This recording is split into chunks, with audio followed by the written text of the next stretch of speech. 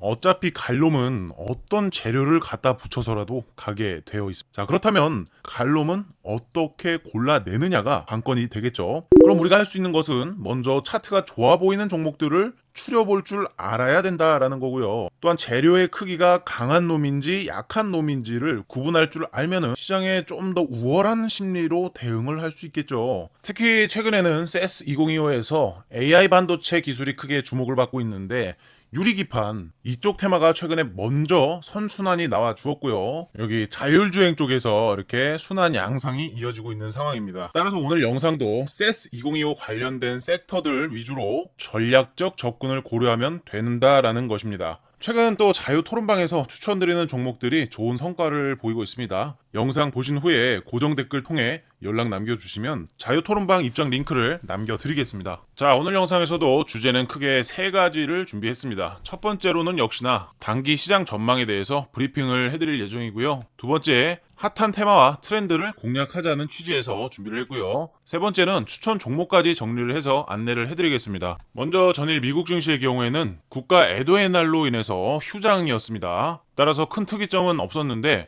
유럽 증시의 경우에는 대체적으로 좀 상승을 하는 흐름을 보여줬고요. 우선 코스피 같은 경우에는 마이너스 0.01%, 코스닥 같은 경우에는 마이너스 0.70%로 뭐 두 지수 차트 모두 크게 양극화로 볼 수는 없고 그저 횡보하는 추세다라고 볼 수가 있겠는데요. 전반적으로 대형주들 위주로 하락이 없고 하방 경직을 보여주고 있기 때문에 지수는 상승 가도를 이어가고 있다라고 볼 수가 있겠죠. 수급 동향을 살펴봐도 외국인들이 매도로 전환을 하긴 했지만 사실상 규모가 그렇게 큰 상태는 아니기 때문에 큰 흐름에서 상승에 대한 방향성은 좀 유지를 해줄 수 있지 않겠나 싶습니다. 전체적인 방향성은 상승 기조를 좀 유지할 수 있겠다라고 체크를 해볼 수가 있습니다. 그리고 이어서 핫한 테마 트렌드를 살펴보면서 이어서 단기 추천주까지 안내를 해드리겠습니다. CES 2025에서는 엔비디아와 AMD와 같은 글로벌 기업들이 최신 AI 반도체 칩을 공개하면서 AI 기술 확산과 함께 고성능 반도체 기술에 대한 관심이 폭발적으로 증가를 했습니다. 이 과정에서 AI 반도체 핵심 소재인 유리기판이 자연스럽게 주목을 받고 있는 상황인데요.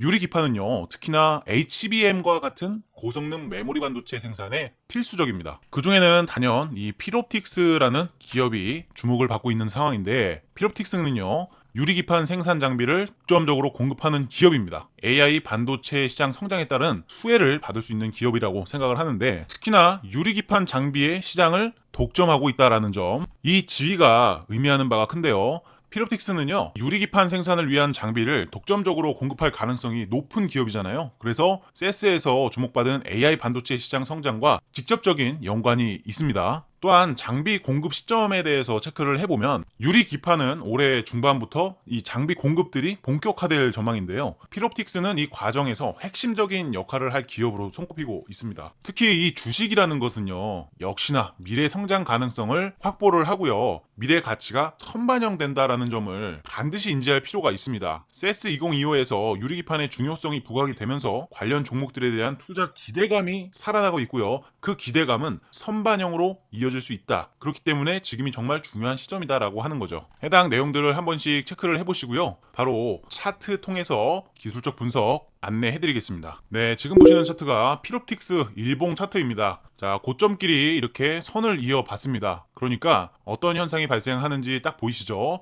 여기서 저항을 받았던 구간에서 또 여기서도 저항을 받았던 구간이지만 현재는 그 구간을 완벽하게 돌파를 해놨고요. 그리고 중요한 거는 앞에 있는 고점까지도 한번 돌파를 시켜놨다는 것입니다. 특히나 유리기판의 대장주로 알려진 SKC 같은 경우에는 이렇게 앞 고점 영역을 아직까지는 돌파를 해주지 못한 상태를 보여주고 있는데, 필옵틱스의 경우 이렇게 앞에 있던 박스권 상단을 돌파를 시켜둔 것이기 때문에 시장에서 대장으로 체크하는 SKC 대비 필옵틱스에 대한 기대감이 더욱 큰 것으로 판단을 해볼 수가 있고요. 제가 이동평균선들을 켜놨는데 이렇게 보시면은 모든 보조지표들이 이렇게 수렴을 했다가 지금 현재 확산의 초입 구간으로 작용을 하고 있는 것이 보이실 겁니다. 이평선은 수렴이 있으면 결국에는 확산 방향을 결정하게 되는데요.